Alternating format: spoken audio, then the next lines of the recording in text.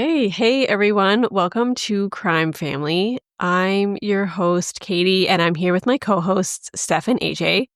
And today we're going to look at a case that's recently been brought back up in the media because of Netflix. And it's the story of Belle Gibson, who is an Australian wellness influencer who became quite successful, kind of promoting this holistic wellness lifestyle. But as we'll get into, it was kind of all based on a big lie. And this is one of those cases that I find fascinating because it's like not only is this a huge lie that someone is getting away with and, making like a bunch of money off of it. It's also like just not that someone could just do that and get away with it, but also just like the audacity of someone that is just like, yeah, I'm just going to do whatever I want and say whatever I want and, gain from that. And so I always find it fascinating that people just, I don't know, their just conscience doesn't take over and they're like, yeah, maybe I should not do this. So this is one of those cases. So this like Netflix documentary was probably the first time I actually heard about Belle Gibson. I think this actually all unraveled like 10 years ago, maybe like 2013-ish, was it? And then it just kind of came back to light. So did you guys know anything about this before kind of the research that we did for this case? No, Yeah, oh, go ahead, Steph. No, I never heard anything about her until I watched the Netflix documentary. So to me, it was all new. Yeah, I knew quite a bit about it because I actually watched the infamous interview in this case from the 60 Minutes Australia from I think like 2015 or something. So I had actually watched, not back in 2015, but like several years ago I watched it, and it still stuck with me because it's so incredibly cringy that like I just remembered it. So then when this new Netflix show came out, I already was familiar with her and like who she was and what she did. Yeah, this is one of those examples where it probably wasn't the best idea to like watch this fictionized Netflix show, not even a documentary. It's like just a series.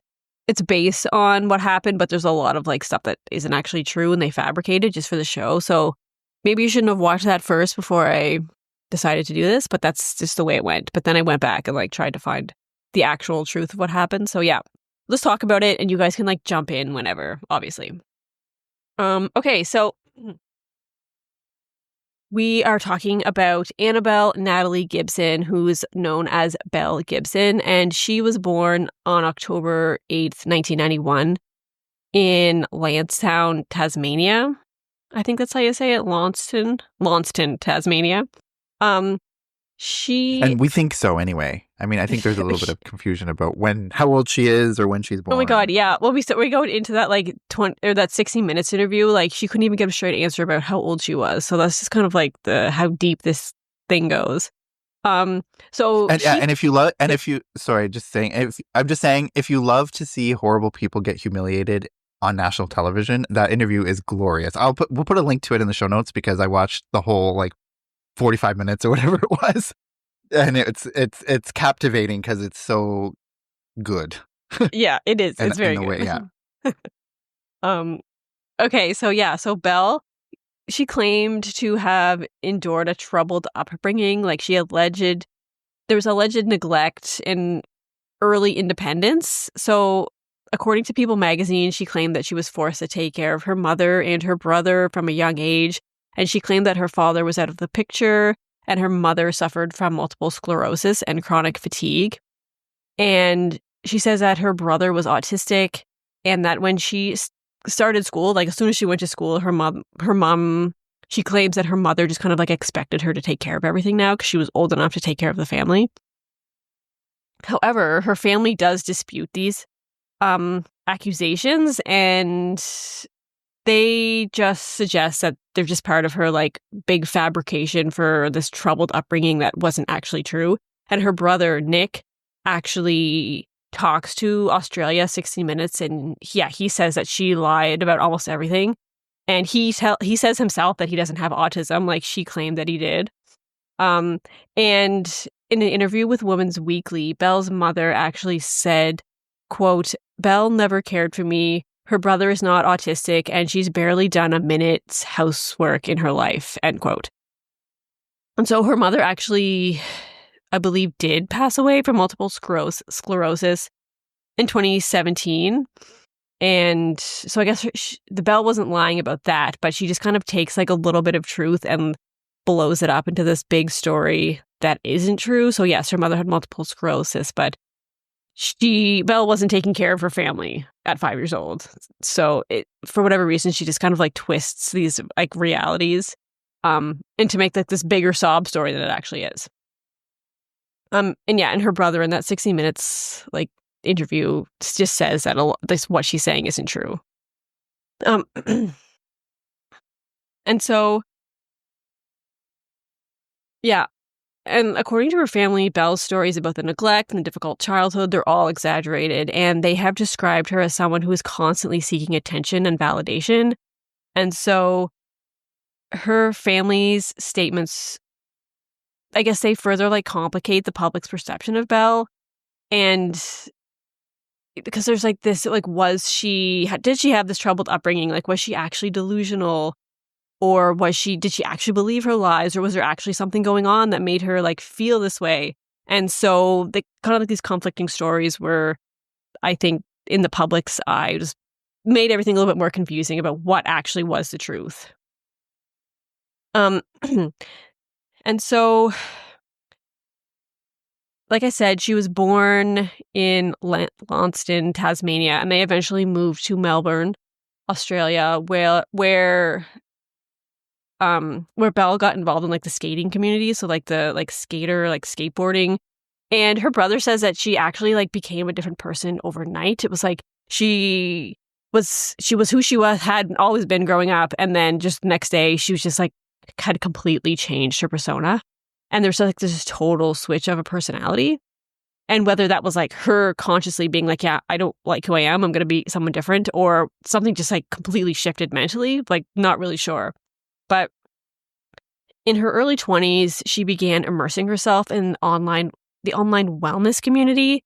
And she had cultivated an image as someone who was deeply invested in natural health and holistic living. And so in 2013, Belle launched the Whole Pantry, which was this mobile app and like cookbook that promoted holistic health and wellness.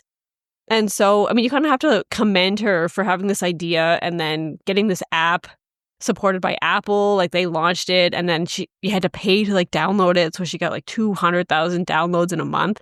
So, I mean, that's like probably, not easy to do. She had all these followers and they were downloading all her stuff, and she got this cookbook promotion. So it's like, yeah, was doing really well. But then when you realize it was all based on a lie, it's like, why? That's shitty. Like she could have just done this without this like backstory of how sick she was, which we'll get into. And so, yeah, central to her brand and why she had like this holistic lifestyle and why it was working for her, she claimed that she had been diagnosed with terminal brain cancer, and that originally she was told she only had months to live, about like 4 months or something. And so she told her followers that she had rejected conventional medical treatments. She wasn't going through like the conventional chemotherapy, and she instead was healing herself through like natural remedies and eating healthy, just like positive thinking, that kind of thing. And I mean, yeah, send good vibes and you won't have cancer anymore, basically. And yeah, eat whole foods. Thoughts and prayers. Yeah, really. Which, I mean, eat whole foods, that's not a bad thing, but I mean, it's not going to cure your cancer. And so, and of course, this story resonated with people who were actually like battling between, like, not everyone agrees 100% with Western medicine, like that's fine. But then if you're looking at this person on social media who has all these followers that is saying, I have cancer, I didn't do chemotherapy. Instead, I just am eating really well and living like this holistic lifestyle and it's working, like you might be tempted to kind of try and follow that. So that's like super dangerous when obviously what you're saying is bullshit, but then people who are actually living it are gonna, you look up to that and maybe, ditch their own perceptions of Western medicine and the chemotherapy. So it's just like a dangerous road to go down. Yeah, and like I think like promoting like whole foods and like eating healthy and like having a healthy lifestyle is like generally a good practice, and that will like make you be healthy and may prevent your cancer, but it's not going to treat your cancer once you already have it. So yeah. Yeah, exactly. And like a lot of cancers obviously aren't formed by not eating healthy. Like you can just have cancer because you have cancer. Like doesn't have anything to do with lifestyle. So saying that changing your lifestyle can get rid of your cancer really, is incorrect. As I think most people realize. But I think you can't fault those people that have cancer and they're like trying everything and just every little thing that they think is going to help them even feel better. Like, why would you not give it a try, right? So, obviously not like saying anything about that. It's just like how she perceived it is the problem here. Yeah, or and how also she like because like I was just gonna say, just because like chemo obviously is super horrible and like horrendous, and like nobody obviously wants to go through it. So it's like you kind of have that like that optimism or hope that like you may be able to get the same result without having to go through the horrible effects of chemo or whatever, right? So, and people are very vulnerable when they're like that sick and are looking for any other way out, basically. Yeah, especially like if you've been through it and like you have to go through like another round of chemotherapy or something, and you're just like, and then you see that this could be an option just by changing your diet. Like, yeah, why wouldn't you try it out? So yeah, just super vulnerable like population that she was saying like bullshit to. So, and of course, like yeah, like we were saying, her message quickly gained traction, and Belle like amassed a substantial following on social media. She had over 200,000 followers on Instagram. Her app was featured on Apple's App Store, and she secured a lucrative book deal with Penguin Australia, like the publishing company. And she positioned herself as this inspirational figure. She was frequently sharing like personal updates and recipes and lifestyle advice. And she also claimed that a significant portion of her profits, so I think this differs depending on the source, but around like 300,000 was supposed to be donated to various charities. And of course, like that didn't happen. Apparently only a very small percentage, if any of it, was actually donated. Like 2% of her revenue was actually donated to charity, like $7,000 or something. Yeah, so yeah, according to Time magazine, only 2% of the total was actually donated. So, I mean, she was saying that she was this great person and she was going to donate all this money to charities, and that just never actually happened. So, in early 2015, there was suspicions about Belle's authenticity. That's when everything began to kind of surface, and there was journalists that were kind of digging into her story, and they conducted in-depth investigations, and they uncovered some inconsistencies in her cancer narrative and charitable contributions. And their findings revealed that Belle had never actually been diagnosed with cancer and had fabricated her medical history. And when she was confronted with these revelations, Belle admitted she admitted it in April of 2015 in an interview with Australian Women's Weekly that, quote, none of it's true. And so, like we were talking about that 60 Minutes interview that I'm going to get into, it's just like, it's kind of like, I don't know, she kind of admits that maybe she was leading people on, but she doesn't fully come out and say like, yeah, I made it up to gain followers. I don't know. Well, I think we'll talk about this, is whether you actually think she believed it, because she, I don't know. Okay, I'll just continue on and we'll talk about it. But so, yeah, one of the like big moments in Belle's fallout was this appearance on the 60 Minutes Australia in 2016. And she was faced with these tough questions from journalist Tara Brown. And Tara does, like, if you watch this interview, like Tara does such a good like job just calling her out in her bullshit. And she'll be like, because Belle will be like, no, I never traded in my story for money. And Tara's like, it's right here. Like, you literally wrote it out in this cookbook, like your story of how you got here, like legit. And so it's just like so funny to see that everything Belle says, like Tara's like, excuse me. And like, yeah. you clearly knew that. I guess going into, like you said, we'll talk a little bit later whether she actually believed it or not, but it's like, that like if you're selling this whole brand about like healthy eating that like, and you're trying to like show that it's effective, like that providing your story of you having cancer and that helps you with cancer is going to help it seem more legitimate. That's going to help then propel more sales and all that stuff, right? Because like if it was just, I mean, you could do like just a cookbook about healthy living or whatever, but it's like, if you wanted to stand out amongst all the healthy living stuff out there and you're trying to like, I don't know. I just think it's clear that she like sold her story for money, and she knew that by using those details, it would help to legitimize it a little bit better. Yeah, exactly. And like, I remember Tara's even like, you're claiming that this wellness and like your change of diet like worked for you and like helped change your cancer, and Belle's just like, well, it did work for me. It's like, yeah, but not to treat your cancer. I mean, it helped you feel better and make a bunch of money. Like, it worked that way, but not in the way you're claiming. So it's just like I don't know, she like twists everything that anyone has to say about it. So it's just like, yeah, it's like she's actually delusional. But so when Belle was like asked directly if she was ever diagnosed with cancer, she hesitates and replies, like, I believe that I did. So she believed that she was diagnosed. So because when you watch that Netflix documentary, it kind of goes into like, she's in this weird doctor's office and she's like doing this weird treatment.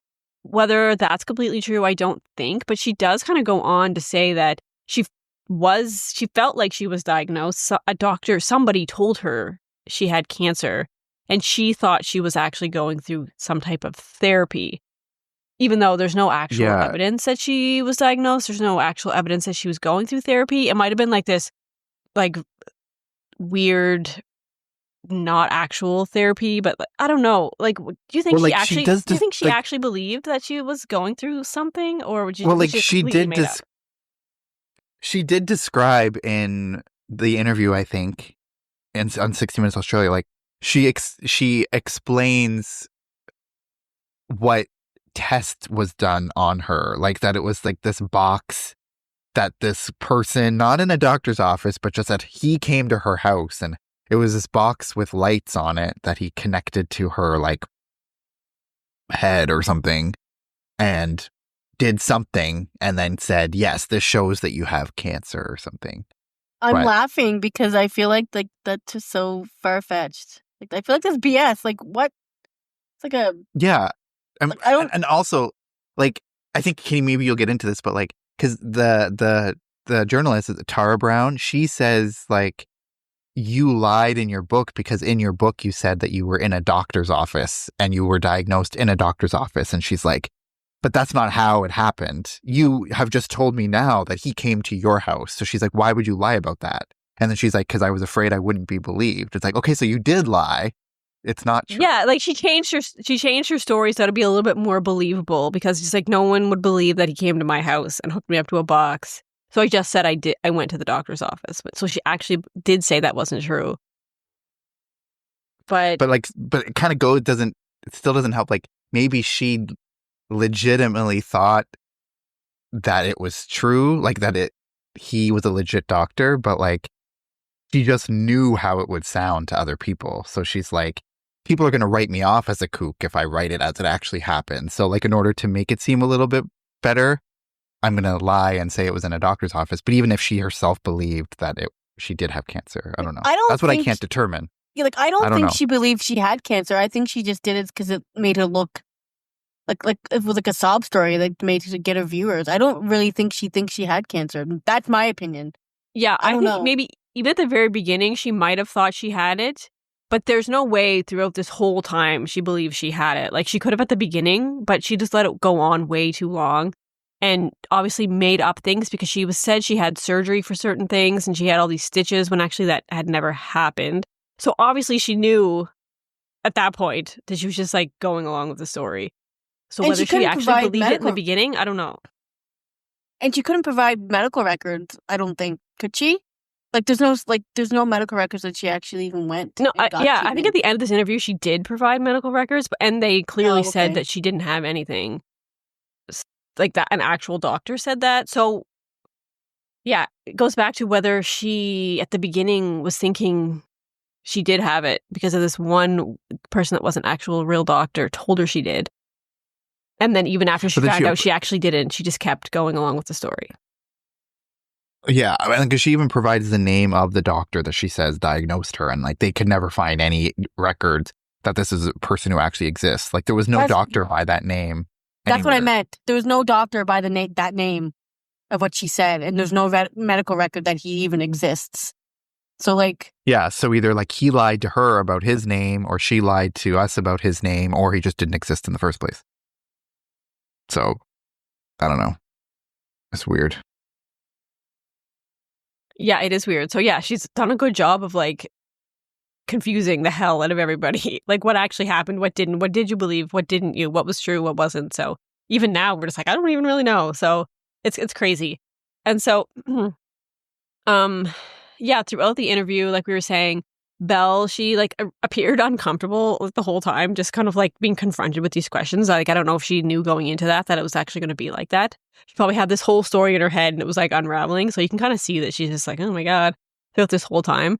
And so like she repeatedly was claiming that she'd undergone like alternative treatments like we talked about, but she struggled to provide details of her supposed medical journey. So it's not like she couldn't provide like legit, yeah, like we were saying, legit records of her going through any kind of actual treatment.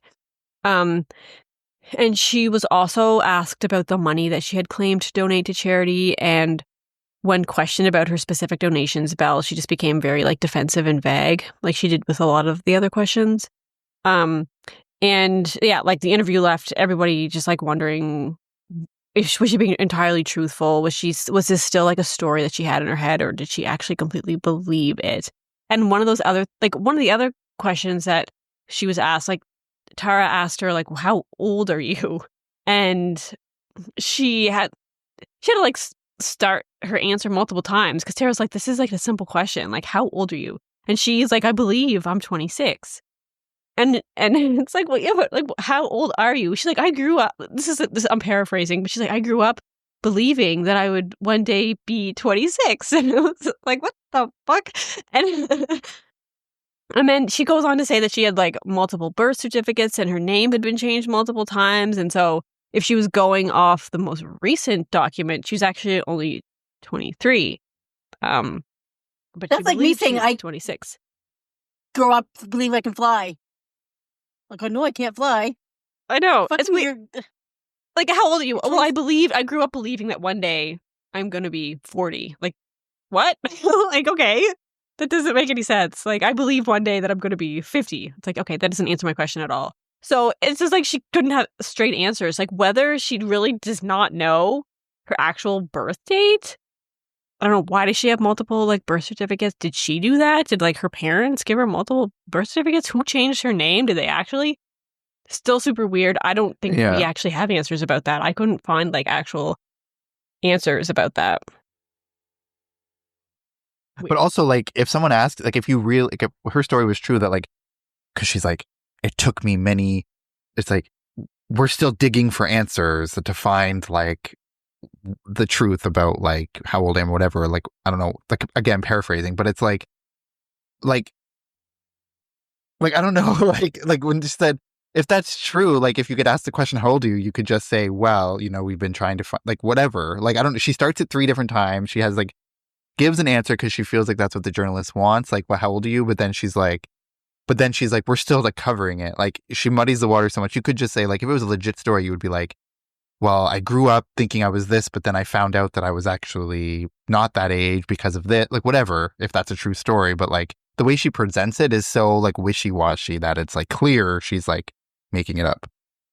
Or to me anyway, it's clear. Yeah.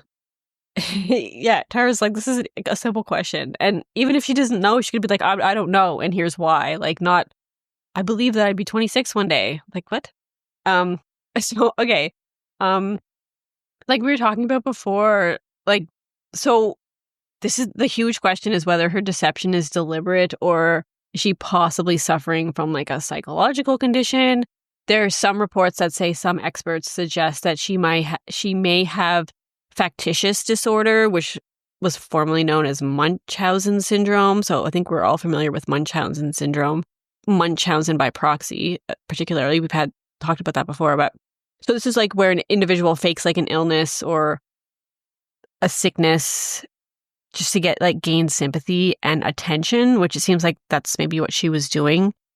Even if she believed it in the beginning, she like kept it going to get that attention. And like I said before, her family and her brother said that she was always seeking like validation and approval. So this was like, whether it was an actual sickness or just her personality, that's what a lot of experts believe is happening. Like maybe it could have been a thing of like she was trying to save face because maybe she like believed it in the beginning. Like if that whole story about this box with lights on it that diagnosed her, like if she believed that in the beginning and then later found out, oh no, he was a sham and I got scammed, like that's embarrassing. Especially when you've like built a whole like app and like business and brand on it, then to come out and be like, actually guys, sorry, he was a scammer and I was scammed. Like that's embarrassing. So maybe she just like knew that, but like had to keep it going because she didn't want to like humiliate herself. But then she ended up just humiliating herself anyway. Yeah, and like we hear these stories about like people that are actually so invested in their lives that they actually truly believe them. So, like if she was going to take a polygraph, she would pass because she totally believed.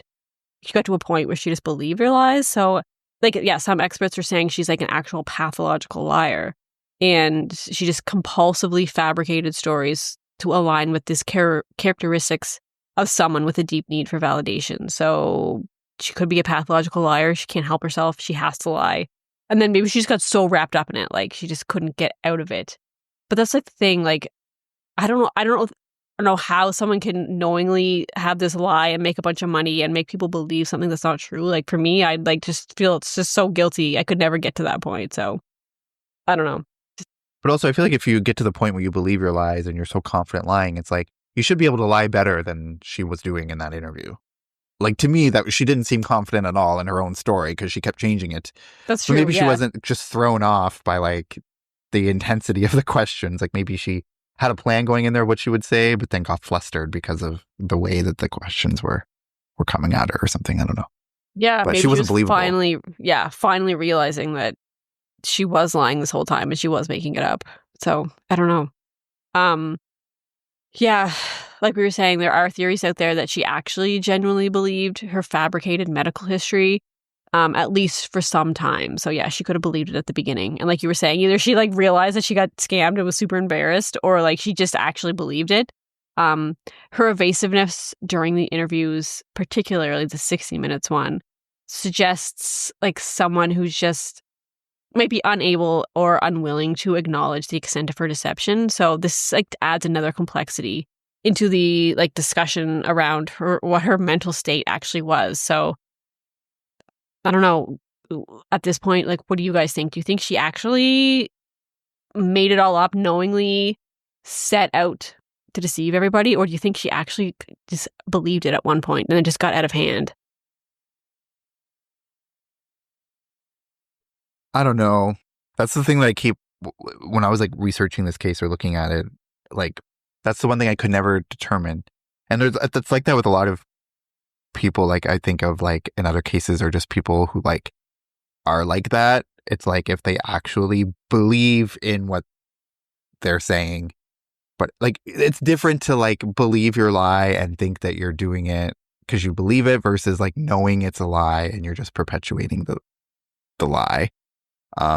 I don't know. I can't. I probably would lean to more. I think she's just like I think she was lying and thought of it as a way that she could like get relevance and like get money and get a following and stuff. And then it kind of got out of hand and she just, I don't know. That's what I would lean towards, but I can never obviously be sure. Like for me, like I want to say like she has this mental illness and that like she needs help and she doesn't know what to believe because that seems more reality. But like on the other hand, I'm like, I can't believe that someone like that would falsify her whole entire life, like to be sick and take money from people. Like that I don't want to believe. But it's hard for me to distinguish like what I believe more. It's if she actually mentally ill or... yeah, like I guess it's one thing to lie about like thinking she had cancer and whatever, but then to lie about her whole life, like about her being so independent at a young age and her autistic brother and everything like that, like to me, it's like, okay, then she's obviously, I guess when you put it against that, it's like, well, she must just be love lying. Like, cause like why, cause you could lie about the cancer stuff, but then have everything in your whole early life be true. So it's like, why would you, so she must just be a compulsive liar if she just, everything she's ever said has been a lie. Yeah, and especially like she's not gonna think that someone's gonna come out and like say she's lying. Like her family knows she's lying. Think they're just gonna like not say anything forever. Like that's the thing. Like she must have believed that she could get away with it, or just actually believe what she was saying, because you'd have to be dumb to be like, no one's ever gonna say anything against what I'm saying. Like I don't know. It just seems crazy. So yeah, I don't even know what I believe either. I feel like maybe she maybe thought she was sick in the beginning, and then just like rolled with that because it was working for what she was trying to sell. So she definitely didn't believe it the whole time. Yeah. And I also think, I was going to say this earlier too, like you said that she had 200,000 followers, which is obviously like impressive, but like there are people who have way more followers than that now. So like 200,000 doesn't sound like as super impressive, but like this is also back in 2013, like really at the start of like influencer culture, at like Instagram influencers and all of that stuff. And like, so maybe it's also wouldn't have been, because now everyone knows, like, or most people know, like what you see on Instagram, that's not always true. Like it's like a very filtered image of like what the reality is. But like back in 2013, people probably still maybe knew that, but like it wasn't as like taken for truth. You know what I mean? Like, you know what I mean? Like now, like everything back then was like maybe you were more prone to believe it because it was before you had years and years of like knowing that it was, that Instagram was just like, yeah, in many when ways, these things it's like a first false come image, out, right? yeah, people take advantage of it because people don't know actually, the implications of it. So you can take advantage of it, which is what she did. But yeah, now 200,000, I guess, isn't even really that much for an influencer. But I guess like her app got like 200,000 downloads in a month, which would be a lot back then. I think you had to pay to download it. It was like $1 or $3. So she made hundreds of thousands of dollars just on this app. So also in 2017, it was revealed that Belle had a son who was born in 2015. And so this kind of, I don't know, adds like this other layer of complexity to her personal life. Like, and people are questioning like how this affects her son. Like, is she making him believe that she was sick? Like in that Netflix documentary, they kind of implied that her son thought she was sick and like worried about her all the time. We don't know if that's true, what her son believes, what she tells him. So yeah, she keeps that part of her life relatively private, which I guess is good for her son's, safety, but who knows what she tells him and what he believes and thinks and his side of the story. So that's like another like a sad part of it, where she has this little kid involved now too. So yeah, like we kind of touched on this already. Like, just one of the most concerning parts of this was how like the impact it had on her followers. And like we said, many individuals who were struggling with cancer or serious health issues were drawn to Belle's story of natural healing. And some of these followers reported being inspired by her, believing that they too could reject conventional treatments in favor of alternative therapies. And while it's impossible to know the full extent of her influence, there could have been people who maybe stopped treatment because of her or questioned Western medicine when they shouldn't have. So I don't know if there's actually like any legit stories of people that have come forward saying that they stopped medicine, they stopped chemo because of her. But we don't know. There could be. And of course, Yeah, I think they do. Like, I think they did a follow-up episode of the 60 Minutes. Like, I think it was recent, like after the show came out on Netflix, like the same journalist, like, then she talks to like experts and stuff. And like, there was one woman they interview and she said that she did follow Belle, and like, I don't know the extent to which like she stopped, but like, kind of, I think she bought into a little bit what Belle was selling. And she talks a little bit about that, but yeah. Yeah, so that's really sad when people are believing what she's saying and trying to do that to actually heal themselves, when of course it wasn't going to work. And so, yeah, after people caught on and the journalists were kind of digging into her history, her medical history, and realizing that a lot of what she's saying wasn't true, kind of like the fallout from all of this was pretty fast. Like the Penguin Australia, who she had that book deal with, they withdrew her cookbook from circulation, and Apple removed her app from their platform like pretty quickly. And the crazy thing about the cookbook is like apparently like Penguin hired people to like work with Belle to get her up to speed on like how to actually cook shit, because she wasn't like an actual person that knew anything about nutrition or like healthy eating, and somehow she had this cookbook. So like I think they like worked with her to like make it actually seem legit, because she could just be putting these like recipes together that were complete shit or that weren't actually that healthy. So they actually worked with her to make it something that was actually, it wasn't even really hers, right? She just had her story and name behind it, and somebody else that knew what they were talking about probably largely did a lot of these recipes. And so clearly she didn't use these recipes to get over her cancer. Like she didn't even make them up. It was someone else who did it, probably. Yeah, exactly. So these aren't like her, like these are my tried and tested like recipes that are good for wellness. Like just some random person she's never met, probably just professional cook made them. Yeah. So it just seems crazy. And like, I guess in 2017, the Federal Court of Australia, they found Belle guilty of misleading and deceptive conduct under the Australian consumer law, and she was fined $410,000 for 5 separate breaches, which included falsely claiming she had brain cancer, misleading consumers by asserting she had cured herself through natural remedies, deceptively stating that proceeds from her app and book sales would be donated to charity, falsely promising funds to organizations such as the Asylum Seeker Resource Center and the Gawler Cancer Foundation, and creating a fraudulent persona that exploited vulnerable individuals seeking hope. That's according to ABC News. And so despite her being ordered to pay all these fines, Belle has consistently refused to do so. She says that she actually doesn't have a lot of money. She's poor. She can't find a job, so she can't pay back these fines. And there are some sources that saying that she actually still does live like this lavish lifestyle. She has like a pretty nice house and stuff.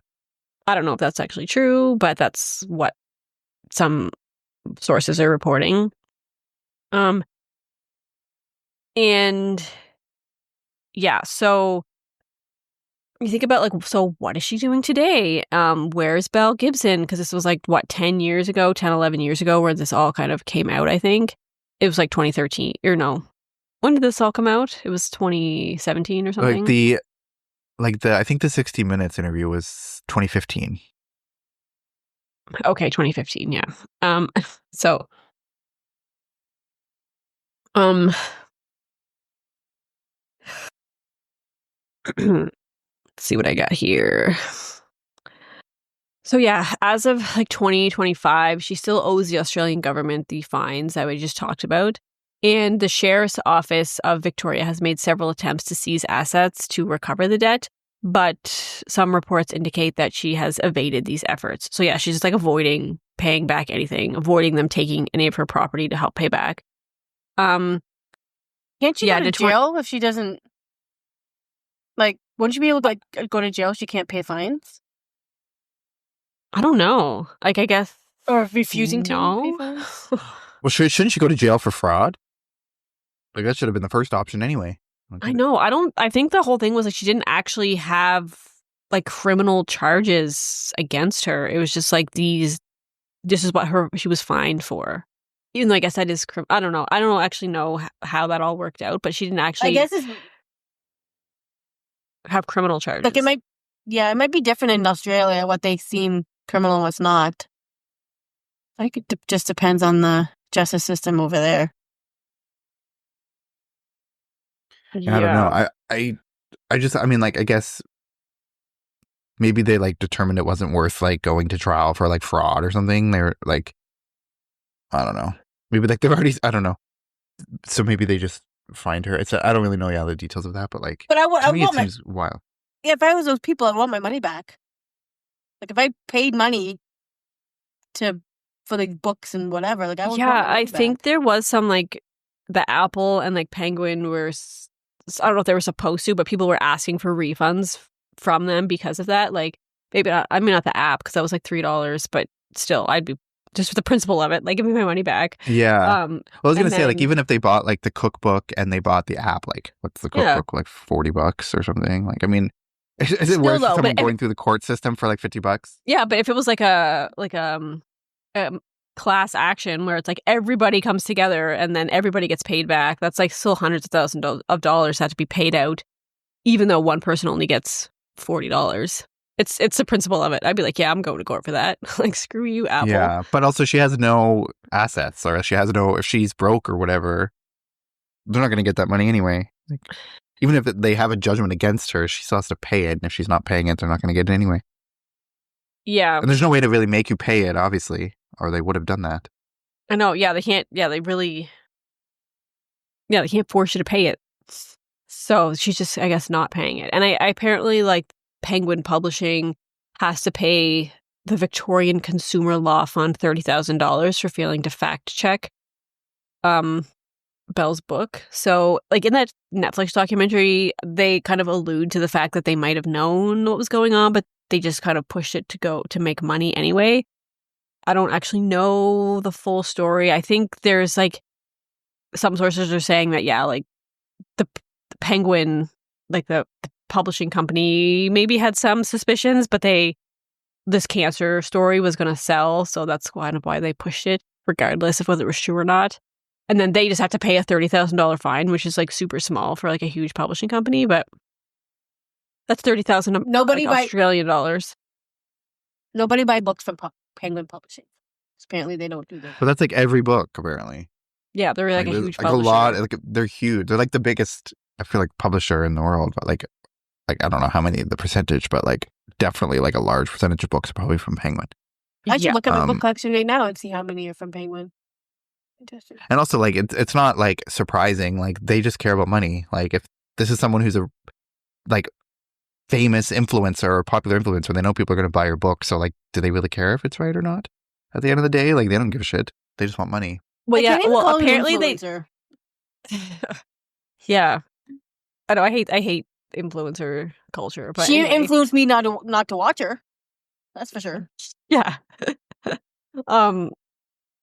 Apparently, like, now Penguin has to have like a prominent warning notice on all books that contain claims about natural therapies in the future. So I guess just saying like what is being presented in this book isn't necessarily like the truth or follow it blindly kind of thing. They have to have this warning on their published works going forward. Anyway, so yeah, and also it came out like looking at some sources like where she is today. It was like she. Oh yeah, she said like this was in 2020. She had like this interview that she said she was like adopted by the Oromo community in Ethiopia, like it's an ethnic group in Melbourne, and she said that she was in their community and they like accepted her and this was like her new life. And there was I don't exactly remember what she was saying, but they accepted her and like forgave her for like kind of stuff she had done in the past. But then according to Forbes magazine, the president of the Australian Oromo Community Association in Victoria told Daily Mail Australia that in August 2021 that Belle was not involved with them and said, quote, "It was concerning when someone is using the community's name who is not a member of that community. She is not involved with us. She's not coming to our place. No way, no time," end quote. So it's like she's not actually involved in this community. She's just saying that she's been accepted. So that's like another lie that she's just telling, like maybe to make herself feel better. They've forgiven me, so the world should forgive me too. When it's actually not even true, apparently. Oh my God. She's it's toxic. Crazy. She's Yeah. toxic. It's apple cider vinegar is the show you're talking about, right? Like the Oh Netflix yeah, show. I meant to say that. Yeah, it's called Apple. It's really Yeah. good. But it's like a fictionalized, like dramatized version of it, right? Like it's not a documentary, right? It's like No, it's not a documentary. It's just actors. yeah. Mm-hmm. Like I really like. Yeah, they say it's a fictional series based on a true story that was based on a lie. So they take like a lot of liberties in there. And also they do make a point to say that like Belle wasn't involved and she's not getting any money from it. So, and I think they can probably get away with it because a lot of it is, maybe not a lot of it, but a bunch of it is made up. So it's not like her complete story. So probably if it's like 50-50, like 50 true, 50 not, then they don't have to like credit her or give her money for it. That's probably how they got away with it. And she probably can't like sue them for defamation because they're saying it's like a dramatized. Yeah, based exactly. on a true They're story, saying it's which like, implies, a lot of it's fiction. Yeah. So, yeah, which is good because I But mean, I'm sure it can you doesn't make her imagine she look made good. money off it? Ugh, be pissed. Yeah, that's like that other one. Like Netflix made a show about like Anna Delvey or whatever, that scammer, and she got money for that, which is annoying. Of course. So Yeah, whatever. that's another one that's super interesting as well. The Anna Delvey. Never heard of that one. Oh, well, you should She's a watch loser. it. Yeah, she's a loser. But What's it called? And like, I don't know what the show. There's a bunch is. of them out there now about Anna Delvey. Yeah. Yeah, I forget, but Well, yeah, and she was on and then she was on Dancing with the Stars, which she got paid for. So it's annoying. Anna Delvey? Yeah, like, but she was on Dancing with the Stars, but like I remember because it was in the news because she was like competing with like a house arrest monitor ankle bracelet because she was under house arrest because she was a scammer. So they like had to like disguise it or like, I don't know. Oh my God, why would they even reach out to her and be like, yeah, you're... I know. Oh, that's so weird how they're like celebrating these Yeah. people. Like legitimizing her or whatever, like, yeah. And obviously she gets paid for it because everyone gets paid to go on that show. Because they don't give a shit. Like, I feel like these corporations, like, they wanted to drum up interest in the show, which was dying, I'm sure. Like, I didn't even know that show was still on. And they're like, oh, we're going to put, like, this controversial person on it. It's just so annoying. But anyway. Honestly, to be fair, though, she's Anna hardly a Delvey celebrity. is not as shitty as, like, Belle Gibson, because she wasn't, like, pretending to be sick and, like, raising money for charity that she never gave to charity. She was just, like, scamming rich people and, like, rich corporations, which is kind of funny. Yeah, I guess. Yeah. She's a scam. Yeah. I mean, yeah, what is it? Like, but also, like, she's scamming billionaires and, like, it was trying to be like, haha, the joke's on you. But, like, I'm sure she wants to be a billionaire and now she has lots of money, I'm sure. Because she made money off that Netflix show and then she gets paid. Like, I don't know. And she's selling, like, her art for, like, thousands of dollars. So I'm like, she's going to be, like, so she got rich off of conning rich people. So, I mean. Yeah, so it's crazy how much she got away and with. I'm sure the joke's on her. Yeah. Yeah. But I mean, she wanted to It's be crazy. like famous and rich, and she like technically sort of is now. So I don't know if she's rich actually, but she probably is not hard off. Yeah.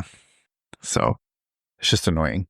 But like the thing about also because the new, like I said, this like 60 Minutes did like a new updated episode where they like talk to experts and like they talk to like this friend who like knew Bella or like knew her through like when she became an influencer and like whatever and how she saw the red flags and stuff like that. But they talked to like a psychiatrist or a psychologist guy who's like, he watches like the interview, like the 60 Minutes interview, and he says that like one of the things that stood out most to him because she answers a question.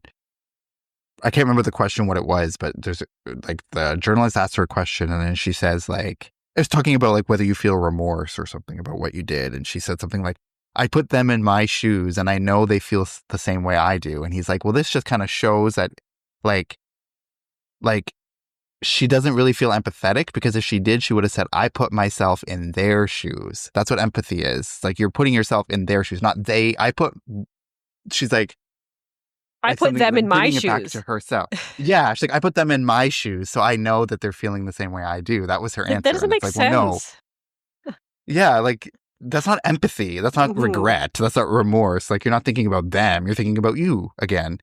And then also like something that stood out to me too is like the way like kind of going back to like how she lies about her age and all that stuff that's just like confusing. Like there was one answer that she had because like the journalist asks like, do you live in fear of being found out? Is the question. And she says her answer, and I like try to get a direct quote. So I'm pretty sure this is what she says. She's like, no, because I wasn't living in a space where I didn't know that this wasn't my reality. It's like, what are you even saying? Yeah. It's like like a triple negative. Like, what are you talking about? I wasn't living in a space where I didn't know that this wasn't my reality. Like, there's no, you can't, what is she even saying? So it's like, is she trying to say that she did live in a space where she did know it wasn't her reality? Like, I don't know. So it's like, is that an intentional way of like covering up her lie, or is she just thinking she's sounding smart right now but really sounding stupid? Yeah. Yeah, it makes me think that she's saying that she believed that that was her reality. She didn't know it wasn't her Why reality. not just say that? I know. Like, I know. I wasn't living in a space where I didn't know it wasn't my reality. Like, that is, you have to like think about what she's trying to say. Yeah, It's she just makes weird. everything more complicated and like confusing when she tries to answer a question. It's like, I know less now that after you answered that question than I did. Yeah, and maybe that was her intention, I guess. I don't know. But, I mean, it wasn't a good look for her. Because that was like the infamous moment where like it all fell apart for her and she never really recovered after that. Like, I think she went on that interview or did that interview to like clear her name or to like clear it up, but like it made it worse. Well, it's kind of like I feel like she goes back and forth to being like maybe admitting what she did and then like also backing back from that because she like they ask her, I forget what they ask her, but she's like, are you going to come tell the truth? Like, are you ready to tell the truth? And she's like, yes, because I have nothing left to lose, kind of thing. But then she'll also say that, yeah, like what I was doing was working for me. And she's like, well, I was diagnosed with cancer. And then she later says, you know, she goes back and forth between like, yes, it's a lie. No, it's not. I did believe this. Now I don't. So yeah, it's, if it's intentional for her just to be like confused the public, like she's done a very good job of that because I'm hella confused. Yeah. Yeah, and I think like I don't know if it was in the original interview, but like the updated one where they showed like the behind the scenes or like extra stuff, it's like she actually says she asks if they can stop the interview because she's like, I'm feeling very belittled right now, and it's like trying to play the victim again, that. and then like the journalist is like, you're not belittled, like I'm not belittling you, I'm just asking you questions that you clearly can't answer or you're not willing to answer. It was just really just horrible. Yeah. That's why it's a great interview, like, if you love to see, like, train wrecks or, like, bad people get humiliated. Like I said, like, I was going to say this. There's two interviews that I always think of, like, are the two best interviews I've ever seen. One is, and they're both in the same vein of, like, humiliating people. Like, the first one is Prince Andrew. Did you ever see that interview? Like, after the whole Epstein thing came out, and then he gets interviewed by BBC trying to, like, clear his name, and it's absolutely, like, the most awkward, cringe. It's cringe. I watch it like somewhat regularly because it brings me it brings me so much joy that it like humiliated himself so bad.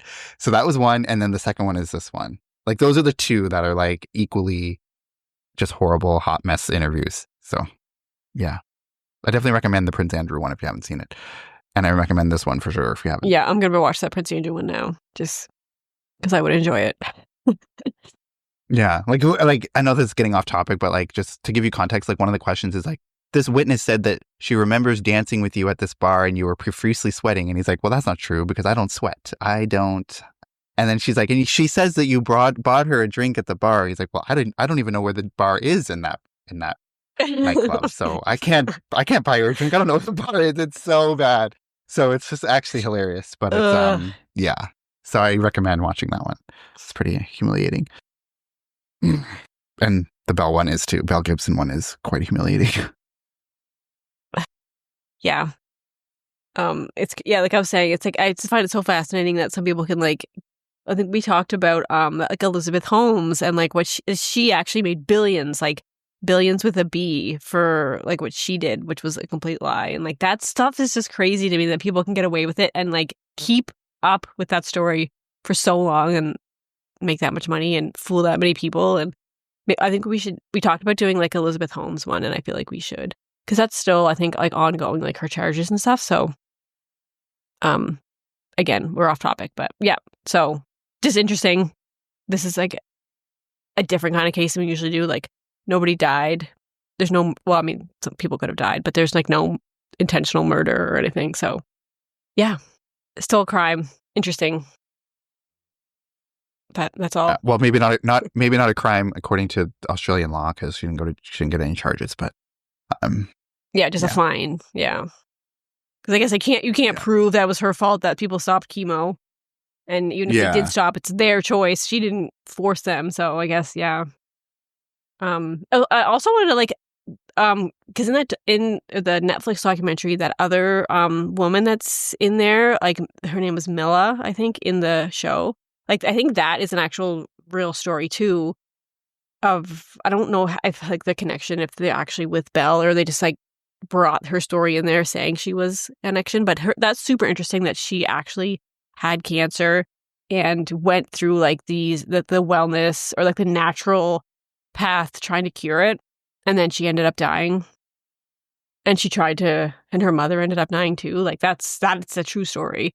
So whether it happened completely that way, I don't know. But yeah, that's just aside. It was an interesting part to put in that series.